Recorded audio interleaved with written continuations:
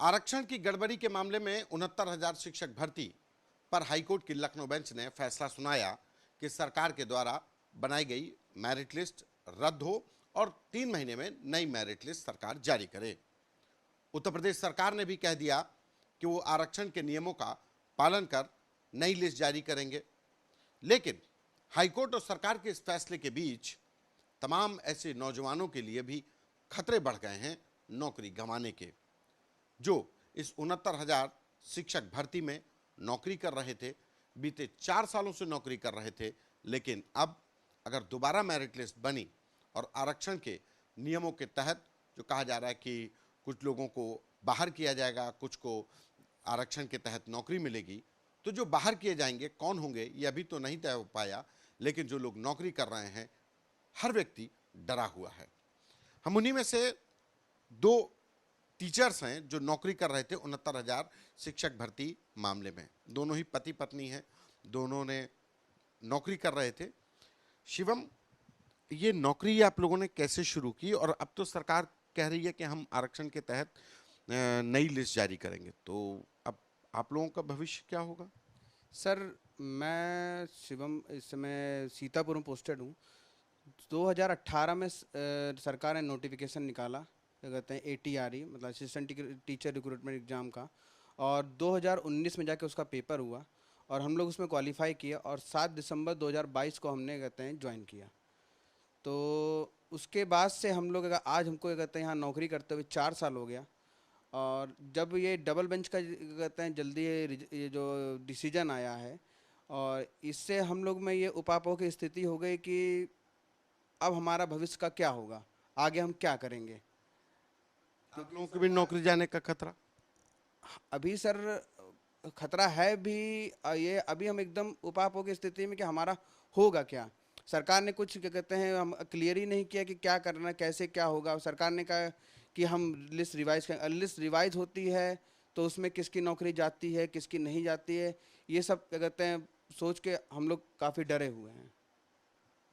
शिवम के साथ उनकी पत्नी भी टीचर हैं और उनके 8 महीने का बेटा भी है। आप लोग 4 साल हो गए नौकरी करते। आप तो नौकरी छोड़ के आई थी, पहले कहाँ कर रही थी नौकरी? वो कैसी नौकरी थी और यहाँ फिर कैसे आ गई? रेलवे टेक्नीशियन में था। मेरा रेलवे टेक्नीशियन में था, जो कि सिकंदराबाद जोन से मैंने फॉर्म वहाँ पे फिल किया था। मेरा उसमें हुआ, लेकिन जब ये सहायक भर्ती 69,000 की जब निकली, तो ये हमारे घर के ये हुआ कि ऐसा मतलब लड़कियों के लिए एग्ज़ाम, मतलब ये मतलब टीचिंग लाइन ज़्यादा अच्छा होता, सूटेबल होता है। तो मैंने वो जॉब छोड़ के मैंने ये ज्वाइन किया।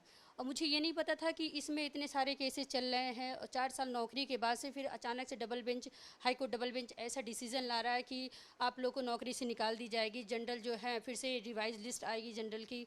तो ये बताइए कि जब सरकार ने जो क्राइटेरिया फुल मतलब निकाली थी कि हाँ 90-97 पाना है, फिर मेरिट लिस्ट निकली, तो हम लोगों ने टेट क्वालिफाई किया, फिर 90-97 क्राइटेरिया फुलफ़िल किया। उसके बाद से फिर मेरिट लिस्ट बनी, मेरिट लिस्ट भी हम लोग ने क्वालिफाई किया, फिर हम लोग की नौकरी लगी। उसके बाद फिर अचानक से ऐसा डिसीज़न आता है कि हम लोग को हम लोग की जो भर्ती है वो रद्द की जाएगी, फिर से रिवाइज लिस्ट निकलेगी, रिविज़िट होगा उस लिस्ट पे। तो ये सब क्या है, अब हम लोग कहाँ जाएंगे? मैंने तो एक जॉब भी छोड़ दिया है, ऊपर से 8 महीने का बेटा, इसका भविष्य क्या होगा, हम लोग का भविष्य क्या हो गया, ये सोच के हम लोग बहुत भयभीत हैं, बहुत डरे हुए हैं। 4 साल की नौकरी में लोग लोन ले लेते हैं, परिवार की जिम्मेदारियां बढ़ने लगती हैं, और सरकारी नौकरी की तो बात ही अलग होती है। अपने घर से बहुत सक्षम नहीं थी, तो मैंने पर्सनल लोन लिया है अपनी शादी के लिए। फिर क्या नाम है, घर बनाने के लिए भी हम लोग ने पर्सनल लोन निकाला था। अभी वो लोन चल ही रहा है, और फिर अचानक से ऐसा डिसीज़न आता है हाई कोर्ट डबल बेंच का कि हम लोग उसको दे के तब से हम लोग की रातों की नींद गायब हो गई है, हम लोग को भूख ख़त्म हो गई है। समझ में नहीं आ रहा अब हम लोग कहाँ जाएँ, क्या करें। हम लोग तो कहीं के नहीं रहे। क्या जनरल होना अभिशाप है? ये ऐसा तो लग रहा है कि भाई आरक्षित वर्ग को इतना ज़्यादा सुना जा रहा है, हम लोग कहाँ जाएं, हम लोग अपनी दुख किसको सुनाएं, क्या करें। आप लोगों ने तो अपनी ज़िंदगी के 4 साल दे दिए और सरकार की मेरिट लिस्ट में ही आए थे, और अब कहीं और नौकरी करने लायक फॉर्म भरेंगे? देखिए हम लोग आउट ऑफ एज हो चुके हैं, क्योंकि पहले एक नौकरी छोड़ दिया, फिर ये हम लोग का था कि चलो इसमें भरते हैं। अब जैसे 4 साल हो गया तो पढ़ाई भी छूट चुकी है, अब उतना अटैचमेंट नहीं रहा पढ़ाई से, फिर बच्चा भी हो गया, इसकी ज़िम्मेदारी भी आ गई है। और अब हम लोग जैसे जनरल में 30 वर्ष 28 वर्ष जो है हर एग्ज़ाम के लिए फ़िक्स रहता है। भाई ओबीसी है ना कि हम रिजर्वेशन लेके थोड़ा सा हम लोग को कंसेशन मिल जाएगा, कि हम लोग छूट मिल जाएगी कि एज में आपको रिलैक्सेशन मिल जाएगा। हम लोग को एज रिलैक्सेशन मिलती नहीं है, तो अब हम लोग कहाँ जाएं? हम लोग तो किसी फॉर्म भी भरने के लिए कोई तैयारी भी करने लायक नहीं बचे। ऐसे तो तमाम लोग होंगे जिनकी यही समस्या होगी, जिनके ऊपर डर होगा नौकरी गंवाने का, जिनको डर होगा कि अब हम कहाँ जाएंगे, क्योंकि 4 साल की नौकरी करने वाले तो 69,000 लोग हैं ही कम से कम। जी, किसी की भी नौकरी जा सकती है। डर तो बना हुआ है, और सबसे ज़्यादा डर जनरल पे बना हुआ है, क्योंकि ये जो मुद्दा है, जो ये रिजर्वेशन का इस समय जो आया है कि हाई कोर्ट ने जो डिसीजन दिया है कि भाई ये लिस्ट रद्द करके फिर से रिवाइज लिस्ट बनेगी, और उसमें इतने जनरल अवैध हैं। क्या हम अवैध तरीके से आए हैं? जब सरकार ने जो क्राइटेरिया फुलफ़िल किया है वही क्राइटेरिया फुलफ़िल करके हम आए, तो कैसे हमें अवैध घोषित कर दिया गया? ये तो कोई बात ही नहीं है। तो ये तो कुतर्क बात हो गई ना सरकार की तरफ से, डबल बेंच की तरफ से। भाई अब हमारा भविष्य कहाँ है? ये तो नाइंसाफ़ी हो रहा हम लोग के साथ। हमारे भविष्य का क्या शिवम? अब तो आप लोग नौकरी इन केस सरकार कह तो रही है कि हम किसी के साथ भी नाइंसाफ़ी नहीं होने देंगे, तो लगता है कि सरकार कुछ हल निकालेगी। क्या हल हो सकता है आप लोगों का? क्योंकि 69,000 में तो 69,000 ही लोग भर्ती होंगे। जी, देखिए हमारा तो सरकार से यही रहेगा कि आपने हमको बुलाया था, आपने मेरिट निकाली, आपने कहते हैं लिस्ट निकाली, हमने उसको जो आपने जनरल का क्राइटेरिया फुल तो लगाया था उसको हमने फुलफ़िल किया है।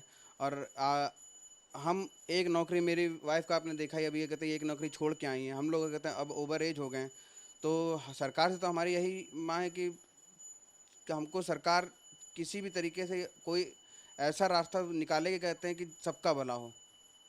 जो लिस्ट जो हमारी थी 67,867 की, उसको सरकार बचाए किसी भी तरीके से, ताकि कहते हैं जो भी इस लिस्ट से जुड़े हैं उनका किसी का भी कहते हैं बुरा ना हो। मैं तो यही सरकार से कहूँगा। हमारे साथ ज्योति सिंह हैं। ज्योति सिंह का अपना दर्द है। सरकार ने जब इस मामले में मेरिट लिस्ट जारी करने के बाद ज्वाइनिंग कराई, नौकरी दी गई, तो उसके बाद ज्योति जैसी तमाम महिलाएं नौकरी करने लगीं, परिवार की जिम्मेदारियां उठाने लगीं। ज्योति के साथ उनका परिवार ससुराल का और मायके का दोनों जुड़े थे। वजह कि परिवार में सबसे बड़ी बेटी हैं ये, 2 छोटे भाई हैं, पिता का भी देहांत हुआ। अब ज्योति की नौकरी पर खतरा मंडरा रहा है। ज्योति, नौकरी कितने साल से कर रही, कहाँ से पे अभी ज्वाइनिंग है, और जब ये नौकरी मिली तो क्या सपने देखे थे, और अब तक वो सपने पूरे हुए? क्योंकि अब खतरा आपकी नौकरी पर आ गया है। सर, हमारी ज्वाइनिंग 7 दिसंबर 2020 को हुई, सीतापुर जनपद में मछरेटा ब्लॉक में प्राथमिक विद्यालय धरहटी में। जब नौकरी मिली तो सपने हमने भी देखे कि बहुत संघर्ष करके आए हैं हम। बहुत कह सकते हैं कि जर्नल में भी सब लोग बहुत नीचे तबके से बहुत ऊपर उठे। जब नौकरी मिली हमारे परिवार में तो हम लोग बहुत खुश थे। सपने देखे थे कि अपने बच्चों को अच्छा पढ़ाएंगे। हमारे 2 छोटे भाई हैं, पिता की हमारे प्राइवेट नौकरी थी, तो हमने सोचा अपने भाइयों को सहारा करेंगे ताकि वो और ऊपर पदों पर जा सकें। उसके अलावा हमारे पति की भी प्राइवेट नौकरी है, कोई सरकारी नौकरी नहीं है। तो हमने दिन रात मेहनत करके बहुत संघर्ष से नौकरी हासिल करी है। उस पर से जो है अब हमें सुनने को मिल रहा है कि हमारी नौकरी पे खतरा मंडरा रहा है, तो मन बहुत आहत है, बहुत दुखी हूँ। अपने दर्द को लफ्ज़ों में बयान नहीं कर पा रही हूँ। बस यही उम्मीद कर सकती हूँ कि लोग हमारे दर्द को समझें। हम बहुत दर्द में हैं। 4 साल नौकरी करने के बाद और इतनी ज़्यादा कट ऑफ लगाने के बाद हम क्वालिफाई करके जब नौकरी में आए हैं, और आज हमारी नौकरी पे खतरे जैसा शब्द सुनने को मिलता है तो दिल बहुत आहत होता है। किस तरीके का संघर्ष रहा नौकरी पाना? नौकरी पाना भी अपने आप में एक बड़ा संघर्षशील रहता है। पहले नौकरी का इंतज़ार, फिर नौकरी की तैयारी, और उसके बाद फिर नौकरी के रिजल्ट का इंतज़ार। सर, संघर्ष तो बचपन से ही रहा। जब से पैदा हुए तब से परिवार में ये बताया गया कि बेटा हम लोग जर्नल हैं और जर्नल में नौकरी मिलना बहुत मुश्किल है। कॉलेज में एडमिशन के लिए गए तो वहाँ पर भी मतलब कट ऑफ देखी जाती थी। जनरल की अलग, ओबीसी के अलग, एससी के अलग, उसमें भी अच्छी कट ऑफ होगी तभी आपको एडमिशन मिलेगा। बीएड में अच्छा कॉलेज पाने के लिए हमको संघर्ष करना पड़ा, अच्छी रैंक लानी पड़ी, उसका एंट्रेंस होता है। उसके बाद फिर भर्ती नहीं आ रही थी। हम लोग प्राइवेट स्कूलों में 10-10, 12-12 हज़ार पे मारे मारे घूम रहे थे, पढ़ा रहे थे।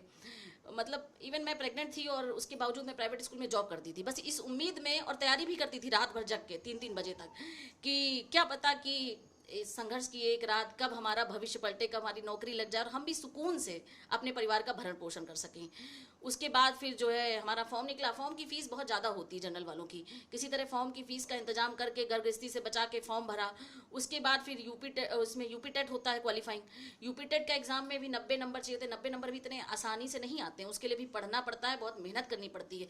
फिर हमने सुपर टेट का एग्ज़ाम क्वालिफाई किया। फिर स्टेट लेवल पर हमारी मेरिट बनी, तब हमको ज्वाइनिंग मिली। तो जिस दिन ज्वाइनिंग मिली थी, आप ये समझ सकते हैं कि मतलब हमें ऐसा लगा था कि हमें सब कुछ मिल गया है। अब हमारे संघर्ष के जो दिन थे, जो हमने इतने कष्टों से दिन बिताए थे, वो कंप्लीट हो गए। लेकिन अब उस पर जो है काले बादल मंडराते नजर आ रहे हैं। लग नहीं रहा कि अभी जो है ये संघर्ष थमने वाला है।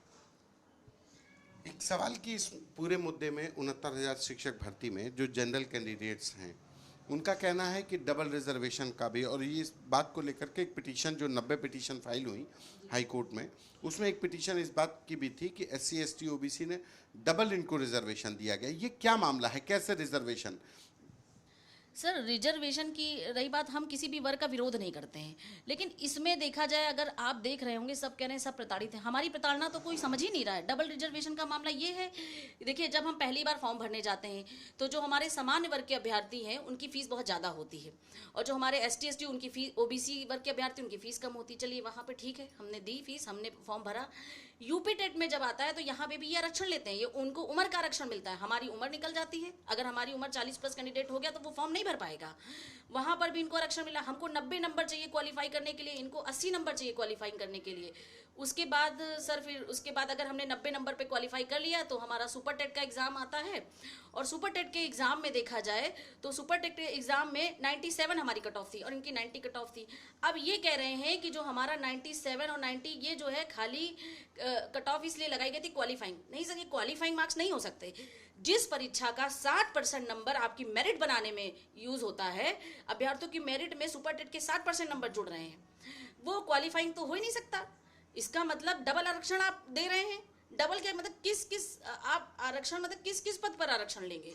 आपको उम्र में भी आरक्षण चाहिए, आपको क्वालिफाइंग एग्जाम में आरक्षण मिल रहा है, आपको फीस भी कम पड़ रही है, और उसके अलावा क्वालिफाई परीक्षा बता रहे हैं आप सुपर टेट को। सुपर टेट परीक्षा कोई क्वालिफाई परीक्षा नहीं थी, क्योंकि ये सवाल बहुत अहम हो जाता है कि जो ATRE यानी कि जो पहली परीक्षा हुई 2018 के फॉर्म के बाद 2019 में जो परीक्षा हुई, वो ATRE assistant teacher recruitment exam, और उससे पहले टेट का एग्जाम। सरकार कह रही है या आप लोगों की तरफ से कहा जा रहा है कि ये भर्ती परीक्षा थी, लेकिन जो OBC SC वर्ग के थे वो कह रहे थे एलिजिबिलिटी परीक्षा। क्या दोनों में अंतर है और टेक्निकली कहाँ पर क्या स्थितियाँ हैं? सर देखिए, पहली बात, अगर ये क्वालिफाइंग परीक्षा होती तो क्वालिफाइंग जैसे TT की जो परीक्षा होती वो क्वालिफाइंग परीक्षा होती है, उसमें 90 नंबर जनरल को चाहिए होते हैं, 82 नंबर SC ST OBC वर्ग को चाहिए होते हैं। वो क्वालिफाइंग परीक्षा है, उसका कोई मार्क्स ऐड नहीं होता है मेरिट बनाने में। लेकिन ऐसी परीक्षा जिसके 60% नंबर काउंट होकर मेरिट बन रही है और पॉइंट पे हजारों बच्चे बैठे हुए हैं, वो परीक्षा क्वालिफाइंग हो ही नहीं सकती है। वो परीक्षा तो क्वालिफाइंग एग्जाम में आप कैसे मान सकते हैं? जब 40% हमारा एकेडमिक है और 60% हमारे सुपर टेट के नंबर बन रहे हैं, तो वो क्वालिफाइंग परीक्षा नहीं है। हम जनरल वर्ग के अभ्यर्थी इस बात से सहमत नहीं है कि वो क्वालिफाइंग परीक्षा है, और हमारे हिसाब से सहमत, ये भी एक विसंगति थी। ये बहुत बड़ी विसंगति है सर। अगर इन्होंने सबका क्वालिफाइंग मार्क्स 1 रखा होता, चलिए ठीक है, 97 पे इन्होंने OBC को भी रखते, जनरल को भी रखते, तब तो चलिए हम लोग समझते। लेकिन एक वर्ग 90 पे क्वालिफाई कर रहा है और एक वर्ग 97 पे क्वालिफाई कर रहा है। 7 नंबर का डिफरेंस आजकल के कंपटीशन जमाने में बहुत होता है, तो और उसका 60% जुड़ रहा है। उसमें भी सब जनरल नहीं सेलेक्ट हुए हैं जिन्होंने 97 ले आए हैं, उसके बाद भी जिनकी हाई मेरिट गई, जिनके गुणांक अच्छे बने, जिनका एकेडमिक अच्छा था, उनको सेलेक्ट किया गया। और हमारे हिसाब से जब गुणांक बनते समय जिस परीक्षा के भर्ती के अंकों का 60% जोड़ा जाता है, वो किसी तरह से क्वालिफाइंग परीक्षा नहीं है। ये अन्याय है हम लोग जनरल वर्ग के अभ्यर्थियों के खिलाफ। हमारा शोषण हो रहा है। हमको नौकरी मिल गई है, हमने लोन ले लिया है, हम अपने बच्चों को पढ़ा रहे हैं, हम अपने परिवार की रीढ़ की हड्डी हैं। कल को अगर हमारी नौकरी चली जाती है तो इसका कौन जिम्मेदार होगा? कौन लेगा हमारे संघर्षों का ठेका? सरकार कह रही है कि हाईकोर्ट का जो आदेश है उसका पालन होगा, आरक्षण के जो प्रावधान है उसका पालन होगा, लेकिन वो कह रही है कि किसी भी अभ्यर्थी के साथ अन्याय नहीं होगा। क्या लग रहा है सरकार क्या क्या कर रही है, क्या मंशा? सर इसमें तो हंसने वाली बात है, अन्याय कैसे नहीं होगा? आप खुलकर बताइए ना, आप हम लोग के साथ करेंगे क्या? आप खुलकर बता नहीं रहे हैं, आप गोल मोल बातें कर रहे हैं कि हाँ आरक्षण का लाभ दिया जाएगा। अरे आरक्षण का लाभ तो दिया जा चुका है। आप बताइए 20,000 मात्र कैंडिडेट जनरल के सिलेक्ट हुए हैं, उसमें से भी 7-8 हज़ार शुरू के शिक्षा मित्र हैं। आप सामान्य की 12-13 सीटों पर 12-13 हज़ार हमारे ओबीसी एससी भाई पहले से बैठे हुए हैं और ये 19,000 सीटों का दावा कर रहे हैं। अगर ये 19,000 सीटें चली जाती हैं तो क्या बताइए हम भारत की डेमोक्रेसी का हिस्सा नहीं है समान्य वर्ग? क्या हमारे लिए 1,000 सीटें भी नहीं है? क्या हम इतनी मेहनत करके 97 कट ऑफ को क्रॉस करके ऊपर गए हैं, क्या हम इतना भी तवज्जो नहीं रखते कि हमें एक सुकून की नौकरी मिल सके, हम अपना परिवार का भरण पोषण कर सके? हम कुछ बहुत ज़्यादा बात तो नहीं कर रहे हैं। फिर हम खुद तो नहीं आए, हमको सरकार ने जो मेरिट निकाली, जो नॉर्म्स रखे, उनको सबको क्वालिफाई करके और उनसे ज़्यादा ही नंबर ला के हम सेलेक्ट हुए हैं। इसकी गड़बड़ी के लिए किसको जिम्मेदार मानती है? हम तो इसकी गड़बड़ी के लिए जिम्मेदार मानते हैं कि जब शुरू में लिस्ट आई थी, देखिए तब इनको जो आरक्षण के मुद्दे हैं जो भी हैं इनको अच्छे से सॉल्व करना चाहिए था। अब एक बार हम भर्ती में आ गए हैं, हमारी 4 साल की नौकरी हो गई, हमारे पास घर नहीं था तो हमने जो है लोन ले लिया, घर बनवा लिया है, हमारे बच्चे अच्छे स्कूल में पढ़ रहे हैं, तो अब हम लोग इसके लिए जिम्मेदार नहीं हैं। अगर इसमें कोई भी जिम्मेदार पर्सन है तो वो सरकार है, सरकार के मंत्री हैं। और सबसे ज़्यादा खेद ये होता है कि नेता पक्ष और प्रतिपक्ष सब सिर्फ वोट बैंक की राजनीति कर रहे हैं। जो वर्ग पिसा जा रहा है, जो वर्ग प्रताड़ित है मानसिक रूप से इतना कि उसको रातों को नींद नहीं आ रही है, उसके पक्ष में कोई बोल नहीं रहा है कि जो अभ्यर्थी निकाल दिए जाएंगे उनका क्या होगा। स्पष्ट बात बताइए कि जो निकाल दिए जाएंगे उनका क्या होगा। आप उनके साथ क्या करेंगे? सामान्य वर्ग के जितने परिवार रोड पर आ जाएंगे, बेघर हो जाएंगे, जिनके बच्चे आगे पढ़ नहीं पाएंगे, उनका क्या होगा? हम तो चाहते हैं कि आप अपने जो है माध्यम से सरकार से सवाल पूछिए कि क्या होगा उन अभ्यर्थियों का। आप साफ साफ जवाब दीजिए कि क्या करने वाले हैं आप उनके साथ में। सवाल उन अभ्यर्थियों का जिन्होंने 4 साल तक नौकरी की और उससे पहले कई सालों तक तैयारी की, लेकिन अब उनके भविष्य का क्या होगा, इस बात का जवाब सरकार को देना है। लेकिन सरकार से अभी फिलहाल इन अभ्यर्थियों के सामने कोई भी जवाब नहीं है जिससे भरोसा हो कि इनका भविष्य सुरक्षित है। कैमरा पर्सन नीरज के साथ संतोष कुमार, आज तक।